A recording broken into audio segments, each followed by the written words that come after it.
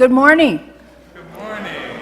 On this day of bird song and blossoms, as we sneak in a last-minute nod to National Poetry Month, just as we're about to turn the page on April. My name is Marcia Stevenson, and I'm a Vice President of your Board of Trustees. Welcome to the North Shore Unitarian Church, where our mission is to empower people to live with greater depth, meaning, and purpose. One of the things I love about this community is singing in the choir with Allison and Toby, and any guest accompanist we might have. And when the piece is based on poetry, all the better. Last week, our anthem, Each of Us, was an excerpt from a poem by Walt Whitman. Now, you won't find his name listed in any official dictionary of Unitarian biography, but stick around for a while, and you're bound to hear his words within these walls. Walt Whitman came from Quaker stock, but he didn't have any formal religion. A humanist, he was part of the transition between transcendentalism and realism. He did mix in Unitarian circles, but it would have been unusual to have found him inside a building to go to church on a Sunday morning. He would have been outside in nature, celebrating physical sensations as near mystical experiences.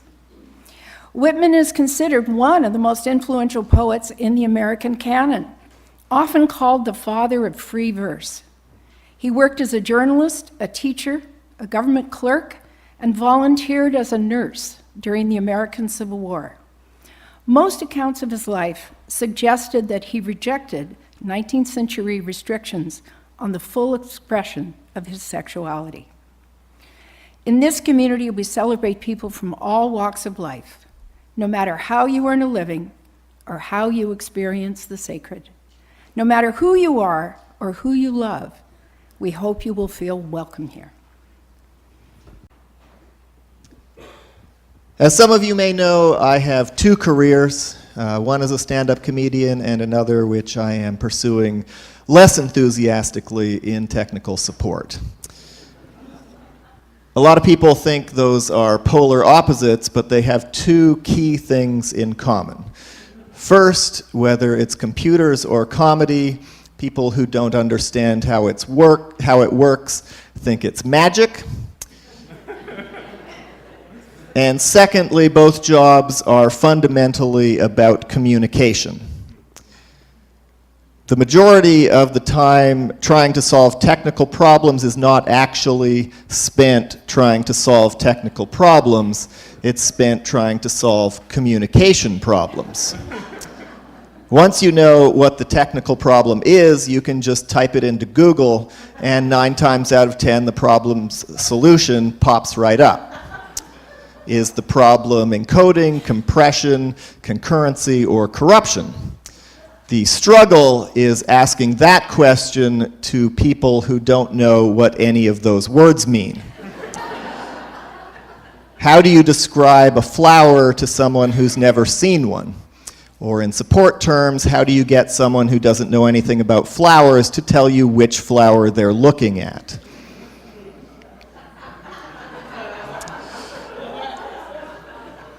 You probably have heard that the Inuit have 100 different words for snow. And a lot of you may also know that that is not, in fact, true. But even a false statement can be useful to communicate a deeper truth. We have no word for the limitations imposed by language on our ability to express and even conceptualize foreign ideas, but when I say that the Inuit have 100 words for snow, you know exactly what I mean. A picture is worth 1,000 words because words can only ever remind us of something we've seen before. When there's no picture and no words, then we need a less literal way to communicate. Language of inference and implication. What is the sound of one hand clapping? What is the divine or God or the unknowable will of the universe? And does it really matter which word you use when the person you're talking to may not agree about the meaning anyway?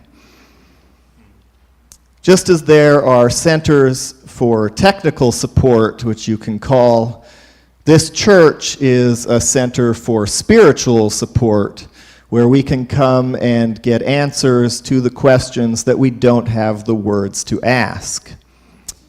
Or maybe answers isn't the right word either. Bit of a different sermon for you today. I've been asking various leaders in the church, what needs to be said? What do I need to talk about in these last few weeks? And I think I phrased the question wrong at first, and I said, do you have any ideas for sermons? And Marcia Stevenson offered something for National Poetry Month in April. I thought that was a great idea. So, National Poetry Month started in the States, was adopted in Canada a little later, and it started, the National Poetry Society handed out copies of T.S. Eliot's Wasteland, which starts, of course, April is the cruelest month. There's this great recording of him. April is the cruelest month. So here we are. A little poem of mine to begin. It's called My Question. And it's the thing you need to know is who Heraclitus and Parmenides are, in case you haven't researched your Greek philosophy lately. They were the two of the originators of our tradition of Western philosophy, of Greek philosophy, and they were poets. All of the writings we have of theirs is poetry. So, my question. I asked my philosophy professor if I could submit my final essay in poetry form. It was the glib and playful question of a boy who'd always seen himself as wiser than his peers, and was, to be honest. We had been reading Heraclitus and Parmenides, and a special, if not uncommon, blend of dreaminess and laziness brought the question to my lips without regard or shame of arrogance, without regard or shame of arrogance. With kindness and clarity and a precision of meaning that brought the weight of my question crashing down to the true place inside. To the true place inside, he replied, well, that's the question, isn't it? Well, that's the question, isn't it? The ineffable. These qualities of existence, of human experience, that layer of reality that we yearn to speak with one another, and yet when we try, our words are never quite sufficient to capture that which we are trying to express, the ineffable. Ineffable. A group visited the church I served my internship with each year. They were high schoolers, members of youth groups from theologically conservative, very conservative Christian churches, evangelicals we often call them. And an organization would plan this annual pilgrimage for these high schoolers to come to Berkeley, California, as part of preparing them to leave home and go to university, right, wherever they might end up. I think the idea was, as far as I could tell, to make sure that they were first exposed to these crazy liberal ideas in the safe confines of their youth group, with trusted adult chaperones from their own tradition. I think perhaps it's something like we do with Our Whole Lives, our sexuality education curriculum, introducing our children and youth to the wild world of sexuality in the relative safety of a church class.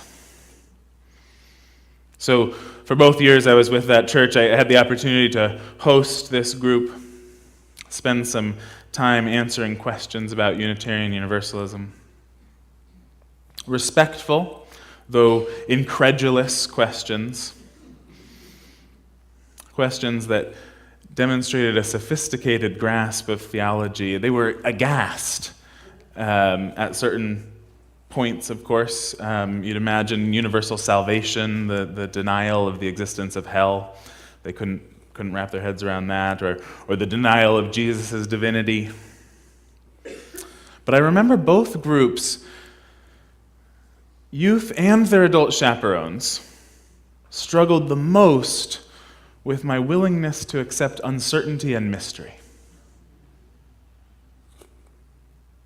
What happens when we die, they asked, and how could we possibly know, was my answer. Ask 10 Unitarians, you'll get 20 different answers. How could we possibly know? What's our vision of the end times? Unknown, uncertain, necessarily shrouded in mystery. What's the origin of the universe? Even given the likelihood of the Big Bang Theory, there's a lot of mystery still, right? Where did all that stuff come from? What happened before? Why then? And for me, I think this is pretty widely shared in our tradition, leaving room, significant room for mystery. It's not only okay, it's necessary. Some mystery that may yet be deciphered, and mystery that may be resolved with better theories and more experience, and some mystery that will always remain, aspects of existence that are unknowable, inexplicable, ineffable. Mystics of every stripe have described truth in these terms, and fundamentalists of every stripe have chafed and decried and denounced this sentiment. I remember in particular the leader of the group, a big confident man in his 40s or 50s, asking question after question to try and pierce through this mystery I was saying I was okay with. How perplexing, maybe even frightening it seemed to him that I could be a minister while holding so much uncertainty. It's The Way It Is, by William Stafford. The Way It Is. There's a thread you follow.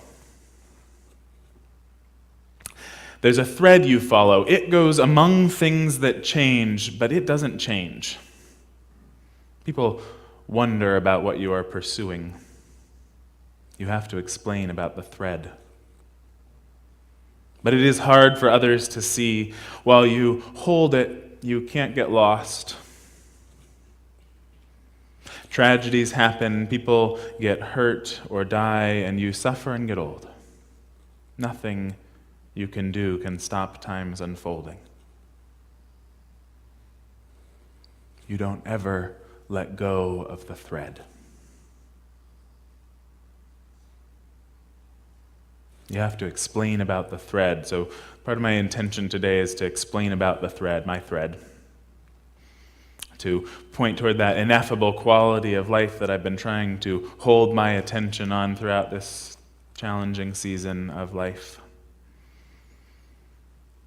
And so some poems of others that have been nourishing me, reminding me what's important, what's most important, how to look for truth. A couple of my own expressions of my own soul's journey through this time.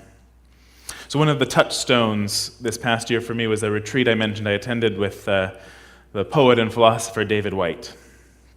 Here's a poem of his that I've kept close for a few months now. It's called No Path. No path. There is no path that goes all the way. Not that it stops us looking for the full continuation, the one line in the poem we can start and follow straight to the end, the fixed belief we can hold facing a stranger that saves us the trouble of a real conversation, the fixed belief we can hold facing a stranger that saves us the trouble of a real conversation. But one day you are not just imagining an empty chair where your loved one sat. You are not just telling a story where the bridge is down and there's nowhere to cross.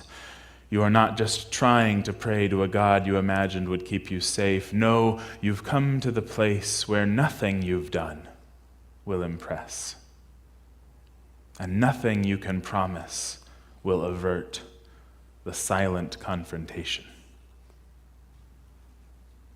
The silent confrontation, the place where your body already seems to know the way, having kept to the last its own secret reconnaissance, but still there is no path that goes all the way. One conversation leads to another, one breath to the next, until there's no breath at all, just the inevitable final release of the burden. And then your life will have to start all over again. And then your life will have to start all over again for you to know even a little of who you had been. And then your life will have to start all over again for you to know even a little of who you had been.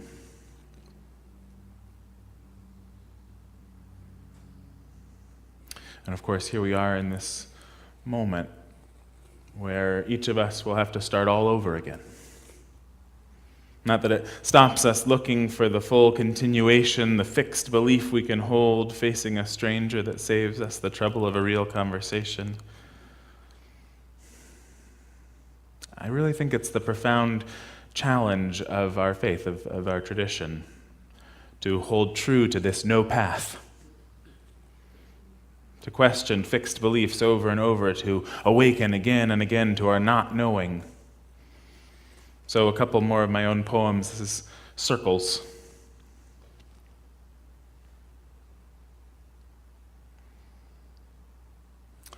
They say the Amish leave an imperfection in every quilt.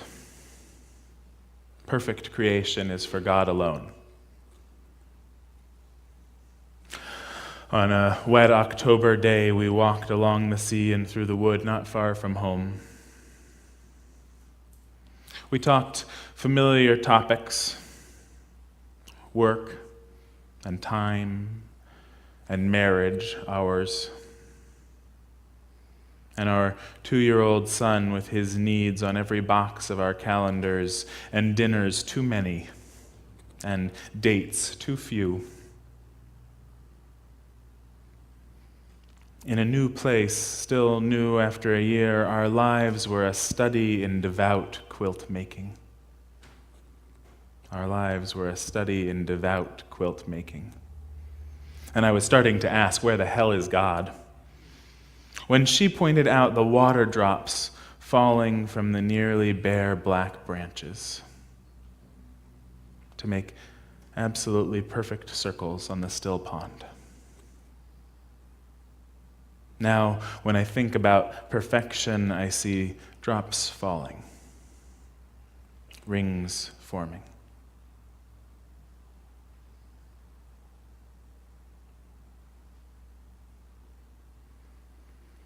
I've been thinking about that idea again this month with all these beautiful quilts surrounding us, quilts from the North Shore's LOL group, the Little Old Ladies.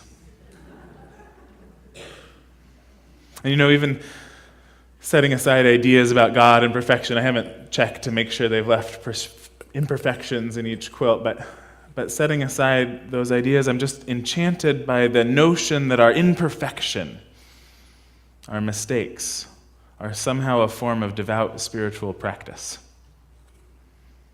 With all the pressure from our culture, pressure from within our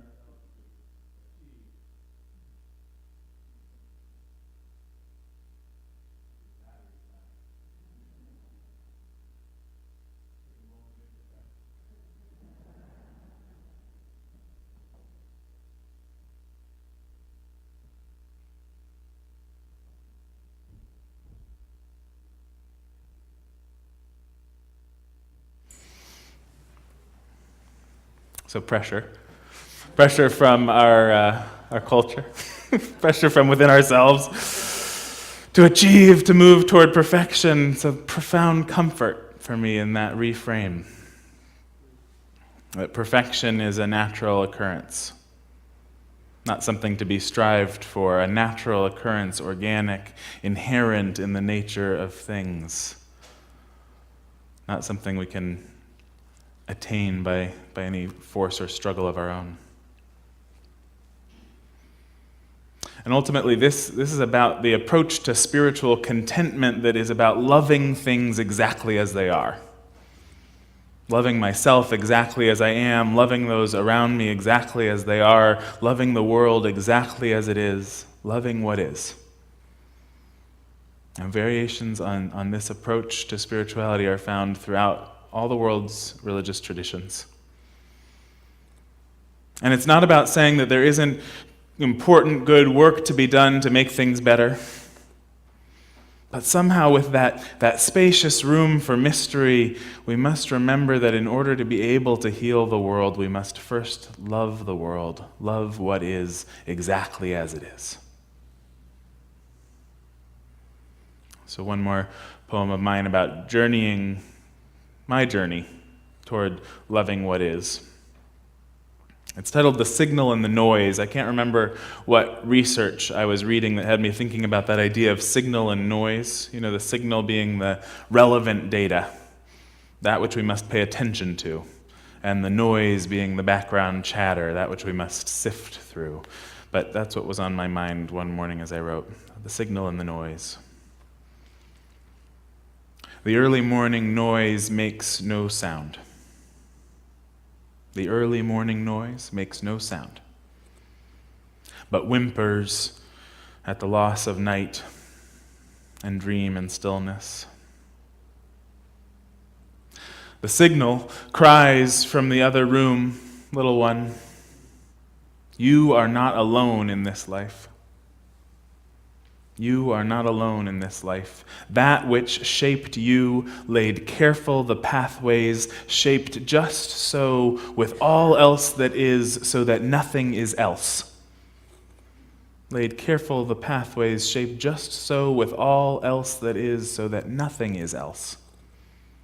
Despite the noise, we arise. Together we face the day, the shoes, the coats, the hours. Despite the noise, the signals persist.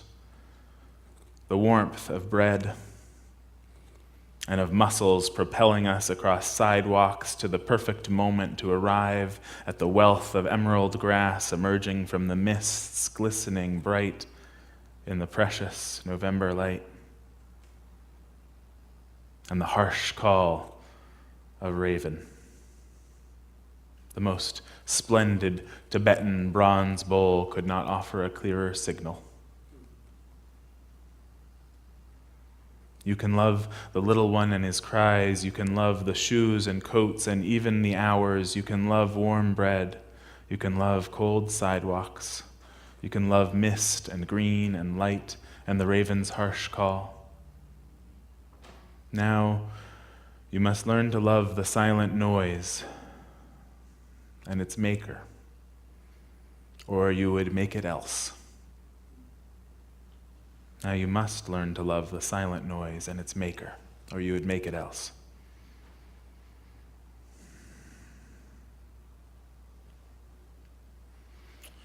When we give up looking for definitive answers, if we do that, you don't have to do that, but when we do, we choose instead this more challenging journey of loving existence on its own terms. Then we give up dogma and then seek instead beautiful questions and real conversations. Beautiful questions and real conversations. And hopefully these questions and conversations lead us to a more and more authentic engagement with reality, to a greater degree of presence, to our dance with time and space. I think this is why the look and taste and sound and smell and feel of the seasons is so often present in poetry. To articulate the ineffable quality of reality, to bring us closer to the universe's qualities of vast mystery, ironically involves paying detailed attention to the particularities of experience. Right? So to get the vastness requires detailed attention to the specifics. We enter into the great truths of life through the smallest details of our lives.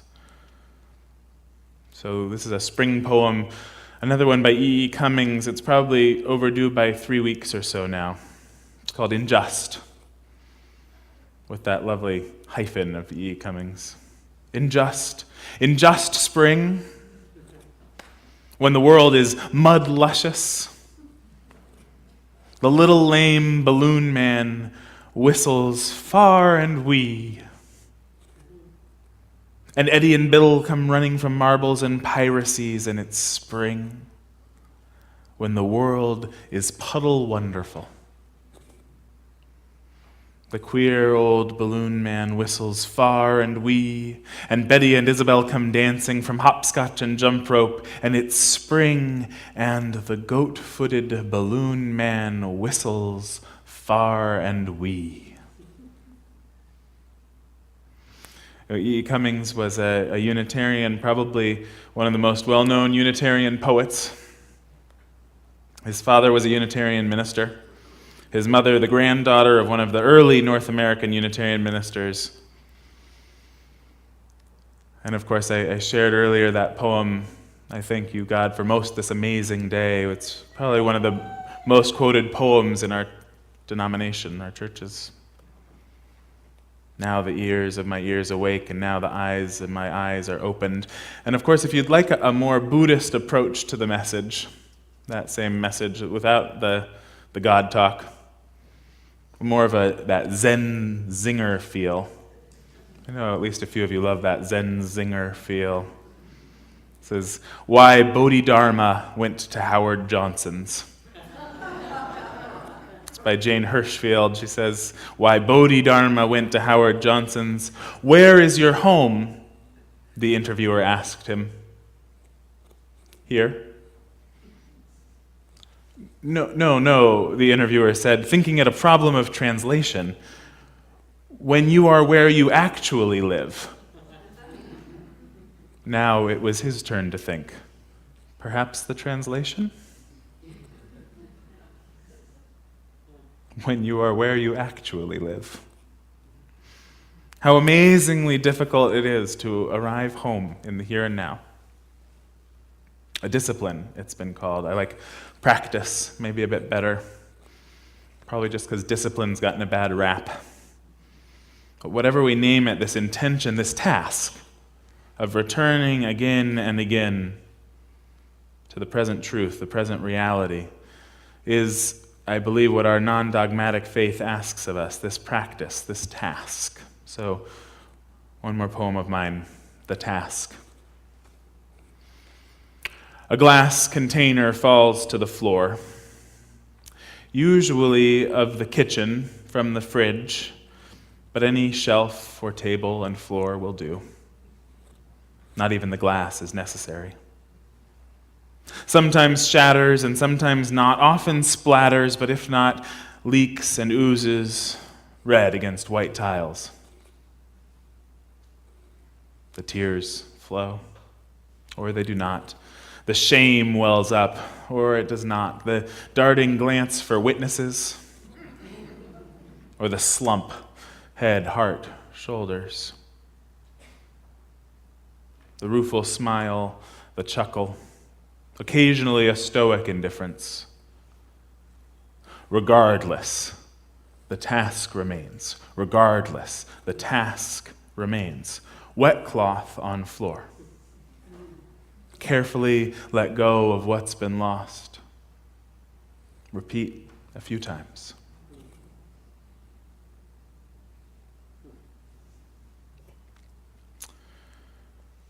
In January, Linda Pratt hosted a Fun Fest event that Emily and I offered.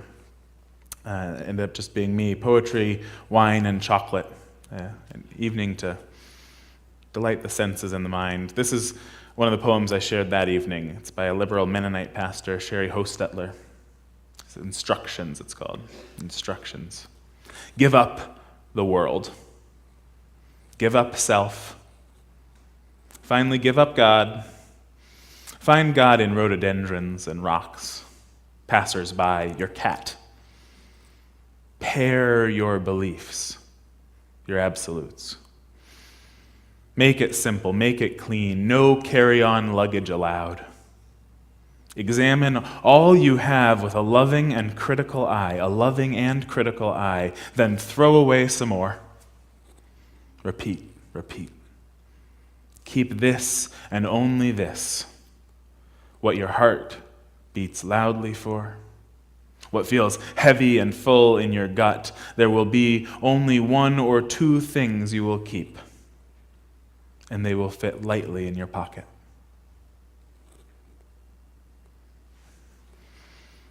So what your heart beats loudly for, what feels heavy and full in your gut, they will fit lightly in your pocket. Have you heard of the simplicity on the other side of complexity? You know this idea? The idea is this, that there's first this kind of simplicity, which is a basic simplicity born out of not fully understanding the subject at hand. That first early simplicity. And then as we learn more about it, we move from that simplicity into complexity, grasping the many layers involved, the difficult questions, the unresolved challenges. But the most profound teachers are able to move past that complexity to a simplicity on the other side, a simplicity born of deep understanding. This, I think, is the poet's work and the seeker's work, the work for all those who would stand in their own hard-won truth rather than worship someone else's. The simplicity on the other side of complexity. So a final poem. Words of encouragement on the journey from a favorite poet of mine who Emily introduced me to. This is called Daily by Naomi Shihab Nye. Daily. These shriveled seeds we plant. These shriveled seeds we plant, corn kernel, dried bean. Poke into loosened soil, cover over with measured fingertips. These t-shirts we fold into perfect white squares. These tortillas we slice and fry to crisp strips, this rich egg scrambled in a gray clay bowl. This bed whose covers I straighten, smoothing edges till blue quilt fits brown blanket and nothing hangs out. This envelope I address so the name balances like a cloud in the center of the sky. This page I type and retype, this table I dust till the scarred wood shines. This bundle of clothes I wash and hang and wash again, like flags we share. A country so close no one needs to name it. The days are nouns. Touch them. The days are nouns. Touch them. The hands are churches that worship the world. The hands are churches that worship the world. Maybe so. Amen.